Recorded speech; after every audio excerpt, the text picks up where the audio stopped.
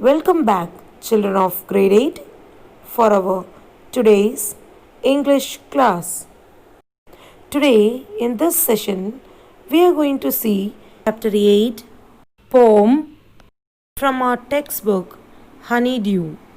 The title of the poem, On the Grasshopper and Cricket, written by John Keats.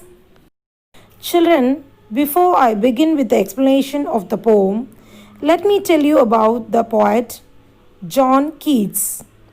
John Keats, he was a British poet and he was born on October 31st in 1795 and he died on February 23rd in 1821. Children, after his parents were died, he went to work with a surgeon.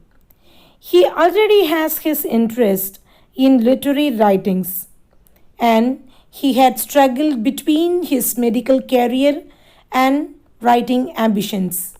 But soon he became a poet instead of a surgeon. Children, he was a great admirer of nature. He wrote most of his poem appreciating the beauty of nature, including the one which we are going to see today. And he wrote most of his poems between the year 1814 to 1819. And his works were not recognized during his lifetime.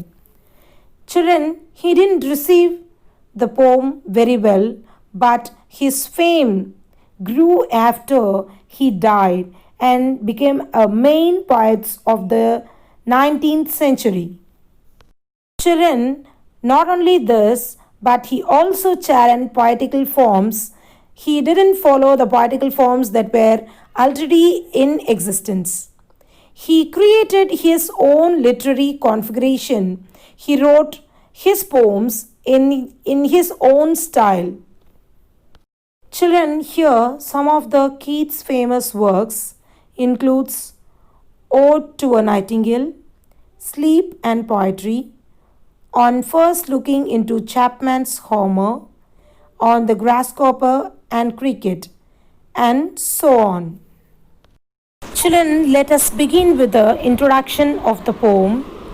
This poem, On the Grasshopper and the Cricket, was composed by John Keats, written in the year 1816, and it was published for the first time in the year 1817 in Keats' book called Poems. This remains one of the Keats' most loved poems. Almost every part is inspired by nature. Children, he was a keen observer of the surroundings, and even the smallest of insects didn't escape from his attention and admiration. And this poem is an example for this children. He was written this poem on insects only, the grasshopper and the cricket. Children, this poem is a lyrical rhythmic poem. It is not just made of words, but feels like a song when you read. As the title says, On the Grasshopper and Cricket has the rhythm produced by the grasshopper and the cricket in various seasons. Children, we come to know about it when I'll explain the poem. The poem has rhythm as support, talks about the music of earth, songs of nature, and the poem is rhythmic as it is talks about the song is that the creature of the nature like grasshopper and cricket sings in this poem. The next thing, this is the poem that has 14 lines. This qualifies a sonnet. A poem that has 14 lines consider as a sonnet, children. A sonnet is further divided as octet or octave and sestet. Now, children, what is an octave? Octave is a group or a stanza of 8 lines. So, the first stanza is the first lines, that is the first 8 line is an octave, and a sestet is the name given to the second stanza of a sonnet consisting of 6 lines. So, the last 6 lines of this poem is a sestet, children. An octave is always succeeded by the sestet. So, children, this poem is also a symbolic poem. The poet has introduced 2 little creatures, the grasshopper and cricket, which symbolize the constant and joyous mode of nature irrespective of the seasons. Children, here in this poem, grasshopper is a symbol of summer and cricket is a symbol of very cold winter.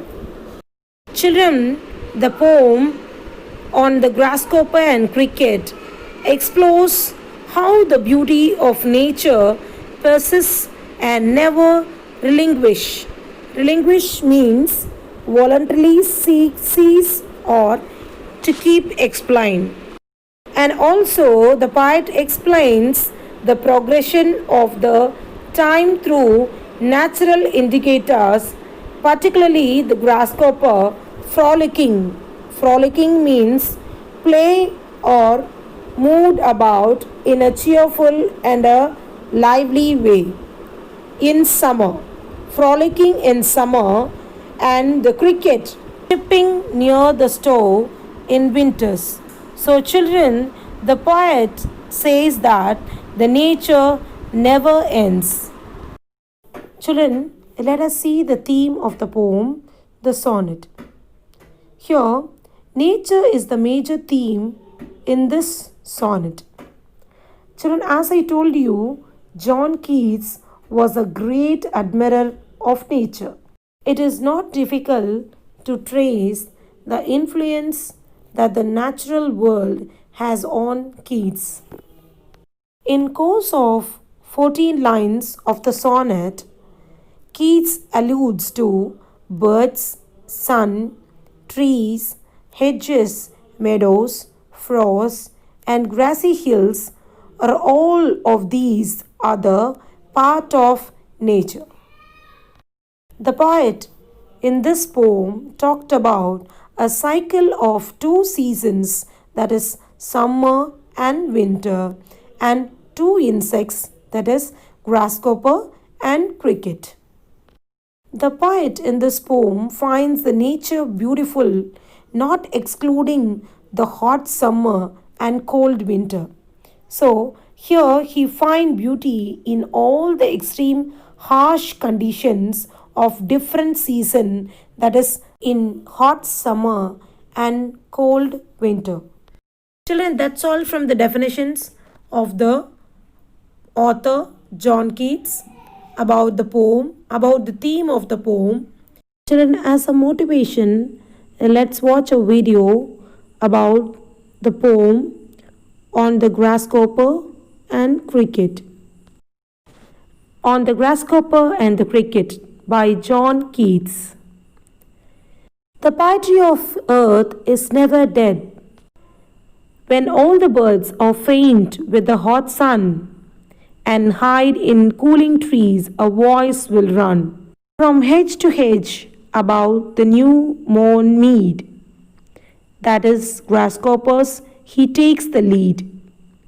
In summer luxury he has never done, his delights for when tired out with fun. He rests at ease beneath some pleasant weed. The poetry of earth is ceasing never. On a lone winter evening when the frost has wrought a silence from the stove their thrills. Cricket's song in warm increasing ever, and seems to one in drowsiness half lost, the grasshoppers among some grassy hills. Children, that's all from the video. Let's move on to the poem from the text. Children, let's start reading the poem on the grasshopper and cricket. Before getting into the poetry lines, let's see the warm up.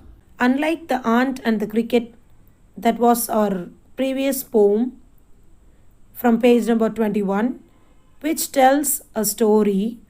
This is a nature poem. In it, the grasshopper and the cricket do not appear as characters in a story. Rather, they act as symbols. So, in this poem, children, it is a nature poem. It was about the grasshopper and cricket, but here they are not appeared as a character. Rather, they are used as a symbols, each suggesting something else. Read the poem and notice how the poetry of earth keeps on through summer and winter in a never-ending song.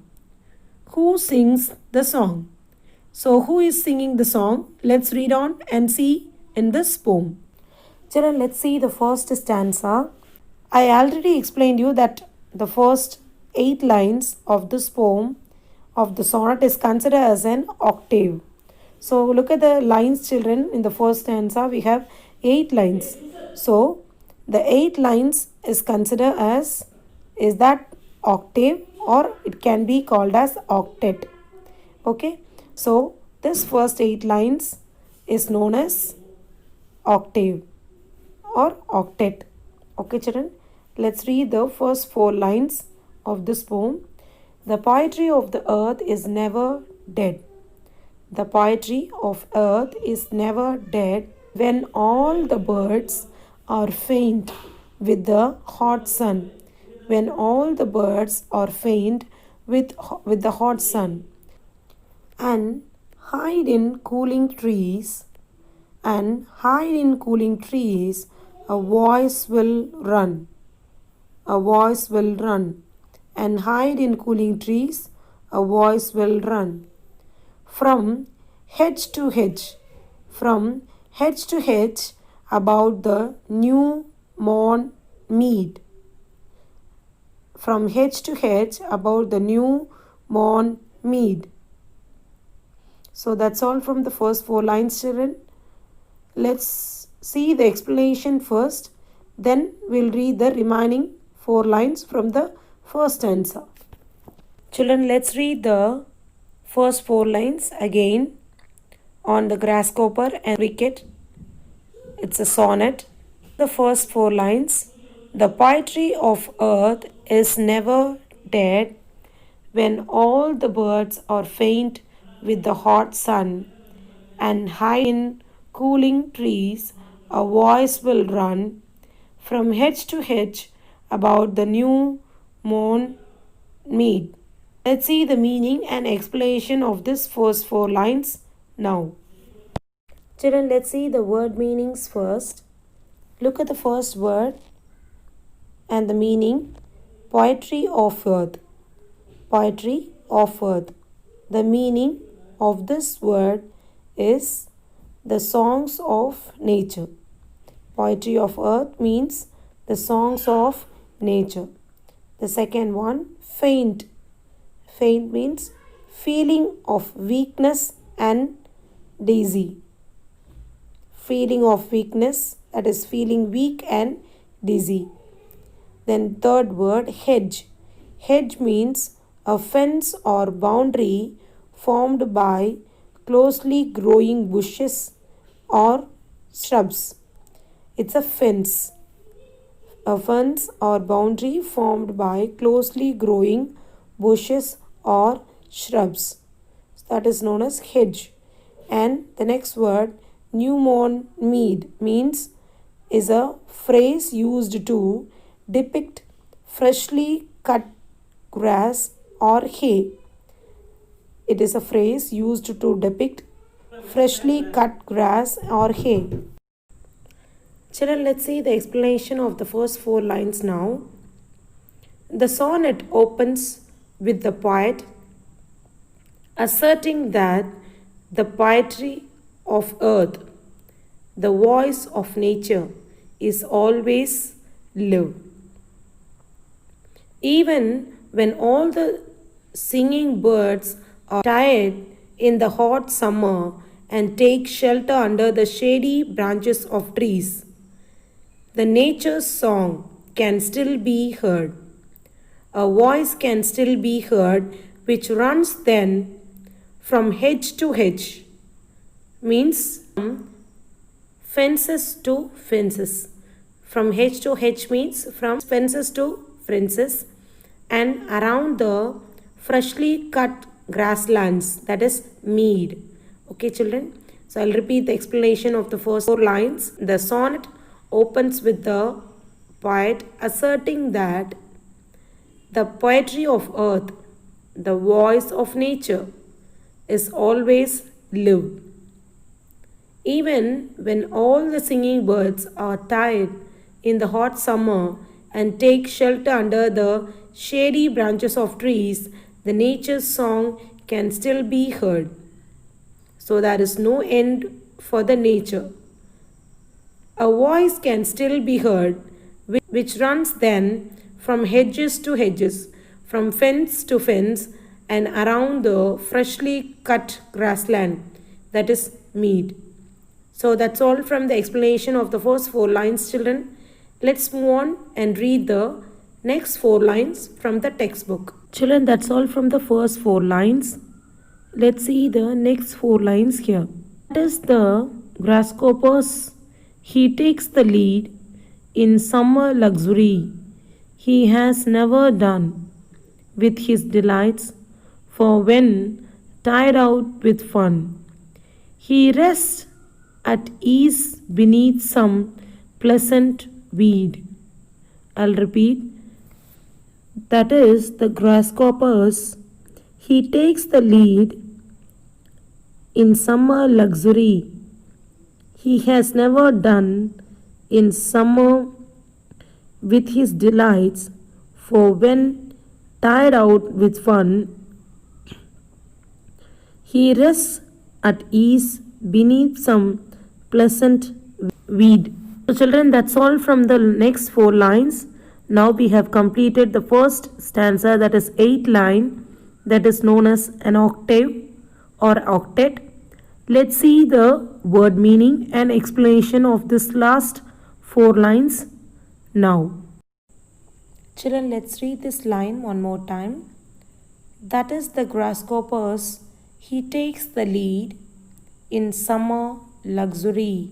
He has never done with his delights, for when tired out with fun, he rests at ease beneath some pleasant weed. So that's all from the lines. Let's see the word meanings of this 4 lines now. Children, look at the word meanings here. Luxury. Luxury means, look at the meaning, a condition of great ease and comfort. Luxury means a condition of great ease and comfort. Look at the next word, summer luxury. Summer luxury means extremely comfortable living and surrounding in summer. Extremely comfortable living and surrounding in summer. Look at the next word, delight. Delight means great pleasure. Delight means great pleasure. Then the next word, ease. Ease means absence of difficulty. Ease means absence of difficulty. Then the next and last word, it's weed. Weed means, so here look at the meaning. It's a wild plant growing where it is not wanted.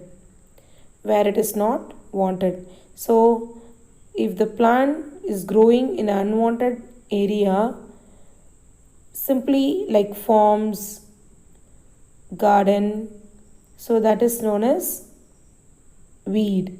It's a wild plant growing wherever is not needed and necessary.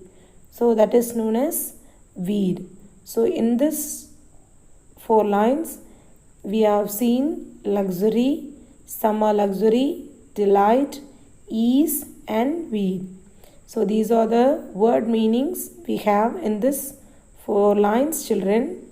Let's see the explanation lines of the first stanza now. Children, look at the explanation here. In this four lines, the poet praises the continuous beauty of nature by taking into account the song of a particular insect, that is the grasshopper. The poet uses grasshopper as a symbol of hot summer. I have already told you this. So the poet uses the grasshopper as a symbol of hot summer. A voice which runs from hedge to hedge, that is from fence to fence, around the freshly cut grassland that is made in the grasshoppers is the grasshoppers.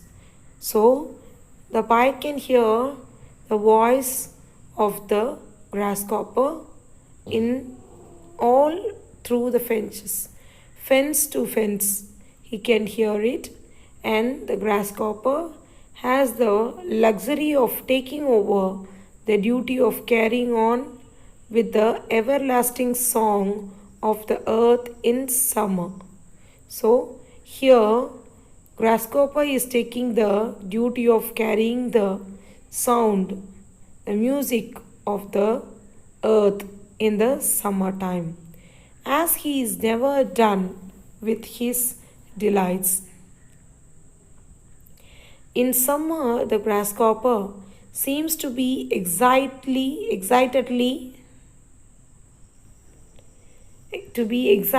hopping around tirelessly. So, in summer, the grasshopper seems to be excitedly and hopping around the area tirelessly. Without tired, it's just making the musical sound and it's just hopping everywhere in the summer. The grasshopper is fun loving and cheerful in summer. He takes rest under the pleasant weeds only when he was tired out with fun. So when he became tired, he used to take a rest under the pleasant weeds. So this was the explanation, children. I'll repeat one more time for you. The poet praises, so in these four lines, the poet praises the continuous beauty of nature by taking into the account of song of a particular insect, that is grasshopper. Here the poet uses grasshopper as a symbol of hot summer. So in summer, he is just telling about the grasshopper.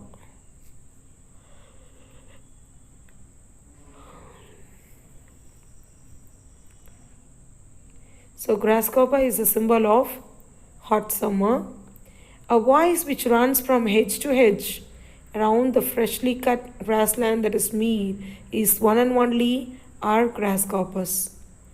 The grasshopper has the luxury of taking over the duty of carry on with the everlasting music that it was made of the earth of summer, songs of earth in summer. As he is never done with his delights. In summer, the grasshopper seems to be excitedly hopping around tirelessly. The grasshopper is fun-loving and cheerful in summer. He takes rest under the pleasant weeds only when he was tired out with fun. So that's all from the explanation of the last four lines of the first stanza, children. So together, we have completed the first stanza, that is 8 lines, that is known as octave or octet. Let's move on to the second stanza, that is with 6 lines, that is known as sestet. Children, let's see the second stanza, that is sestet. Here in this stanza we have 6 lines. So in the sonnet, the first 8 lines is known as octave, that we have completed, and the second stanza with 6 lines, that is known as sestet. So that is the definition of sonnet. Okay, children. So look at the second stanza here. I'll read it. The poetry of earth is ceasing never.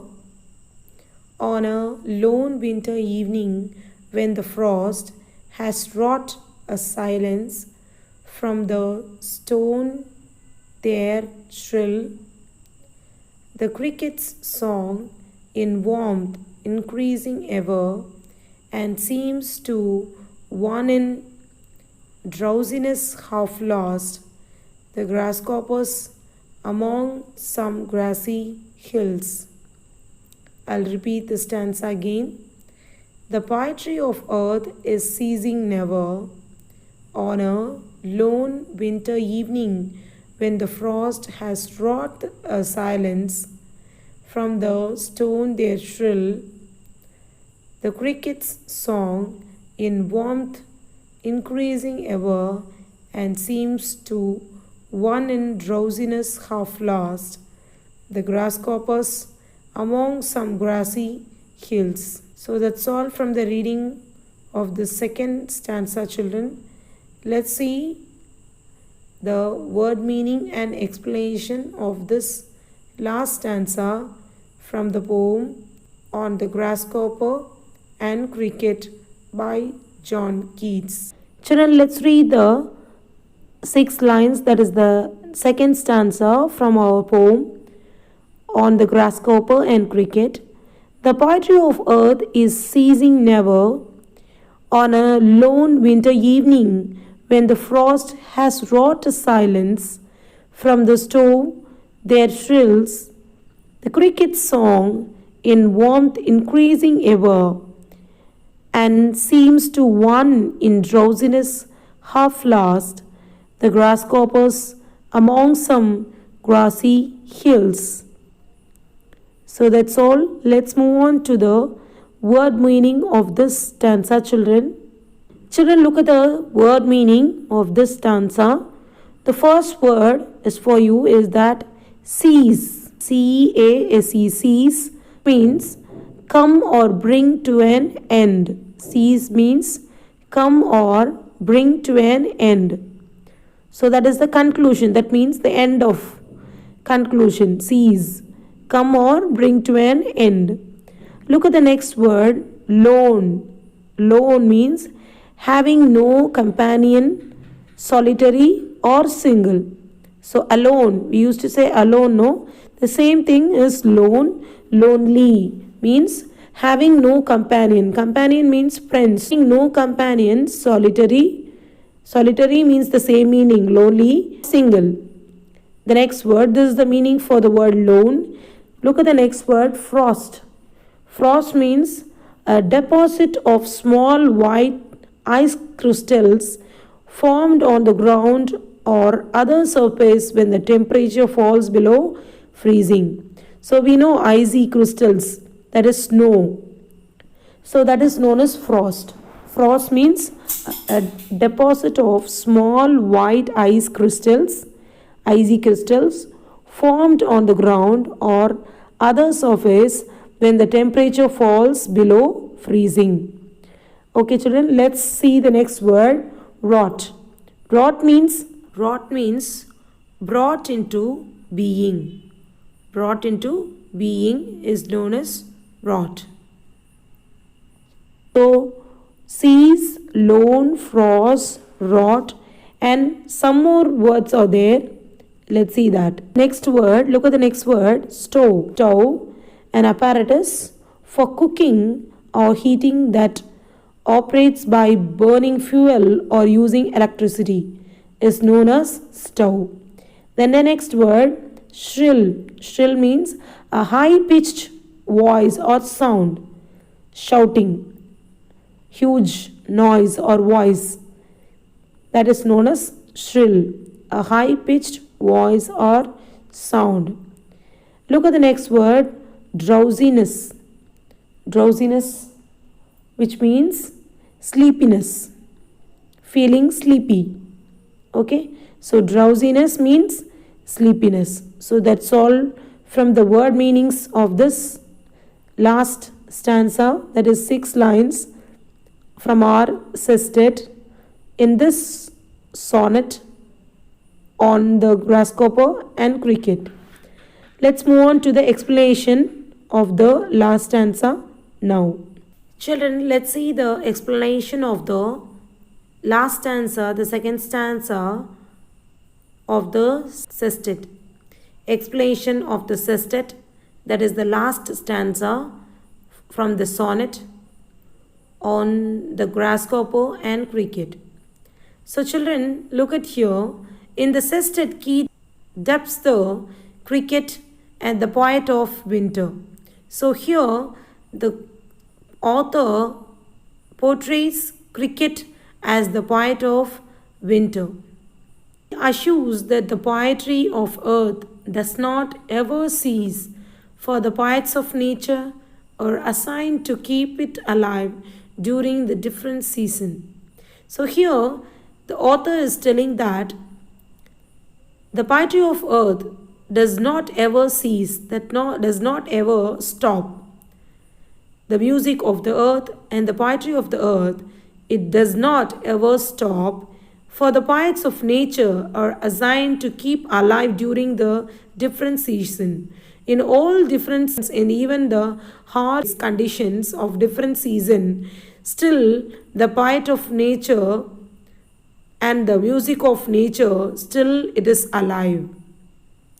Winter arrives with its icy touch, imposing a death-like silence on surroundings of nature, is now bleak and desolate with the curtain of frost. So winter here arrives with the icy frost everywhere, but still with the silence around the nature, but still the strong song of music and the music of the earth is still alive and going on. The snow lies like on the ground, and all creatures seek the shelter of their own homes. To make themselves warm, all the creatures, they just seek to their shelter homes, and it was because of the snow everywhere, frost everywhere. Even then, the tireless brood of winter keeps the music of earth alive, breaking the painful silence of a long, cheerless winter evening comes the cricket shrill notes from the somewhere near the stove. So wherever it is, even though the cricket was inside the house, inside the warm area, but it never stops to produce its shrill sound, and it makes a beautiful music everywhere. His joyous song permeates the surroundings, being louder every moment as the radiating heat from the stove warms the room. So how the warm area, that is stove, it makes the area warm. Likewise, his joyous song permeates, engulfed. Permeates means engulfed the surroundings, being louder every moment. It was just increasing louder and louder as the radiating heat. So how it is compared? The sound of the cricket, it's just increasing every moment like a radiating heat from the stove warms the room. So in contrast to the dull, lifeless weather, the happy chirping of the cricket sounds, thrilling, infusing new energy into one's soul. So even though it is very dull and lifeless weather outside, but the happy chirping of cricket sounds makes everyone thrilling and infuse using new energy into one's soul. So that is the explanation of the sestet. I'll read it again one more time. In the sestet, Keats dubs the cricket the poet of winter. Here, he is just the poet portraying the cricket as the poet of winter. He assures that the poetry of earth does not ever cease, for the poets of nature are assigned to keep it alive during the different seasons. Winter arrives with its icy touch, imposing a death like silence on surroundings, for nature is now bleak and delayed with the curtain of frost. With a curtain of frost. The snow lies like a mantle on the ground, and all creatures seeks the shelter of their own homes. Even then, the tireless tread of winter keeps the music of earth alive, breaking the painful silence of a long, cheerless winter evening comes to cricket's shrill notes from somewhere near the stove. His joyous song permeates the surroundings, becoming louder every moment as the radiating heat from the stove warms the room. In contrast to the dull, lifeless weather, the happy chirping of the cricket sounds thrilling, infusing new energy into one's soul. It reminds one that life exists and the silvery snow will soon melt once more to make way for the spring. Children, in the last two lines of the second stanza, the poet describes the image of a man who is half asleep beside the stove, held by the warmth of the fire and monotonous drone of the cricket. He is about to doze off into slumber. Doze off means sleep. In this semi conscious state, he hears the cricket high pitched notes drifting about in the air and mistakes it for the merry notes of the grasshopper singing gleefully among the hills on the warm midsummer day in the grassy hills. So that's all from the explanation of the second stanza, children. And we have completed two stanzas, both the two stanzas from the poem on the grasshopper and the cricket. Let's move on to the literary devices of the poem now. To the last part of the poem, that is analysis of poem and the literary devices now. So first one is diction. What is meant by diction? It means choice and use of words and phrases in speech or writing. Here the John Keats made use of a simple diction which is easy to understand. So that's why the diction, that is the meaning, it is very easy to understand. Simple. The poem is very simple and easy to understand. So that is known as diction. Let's move on to the next part, that is rhyming scheme. Children, I have told you that the poem is a sonnet having 14 lines in it. In a sonnet, the first stanza of 8 lines is considered as an octave or octet, which tends to have a most common rhyming scheme, that is AB, BA. Okay, children, in the first line of the poem, we have the poetry of earth is never dead. Poetry here, the figure of speech, personification. What is meant by personification? Personification is an attribution of personal nature and human characteristics to something, to non-human things. Personification is a figure of speech in which an idea or animal is given to human attribute. So non-living things or animals or portraits in such a way like a human. Okay, children. So here personification is used. That means the poetry cannot be dead in the sense that humans die. So poetry cannot die, but in the sense that humans die. So here personification used with poetry and human being.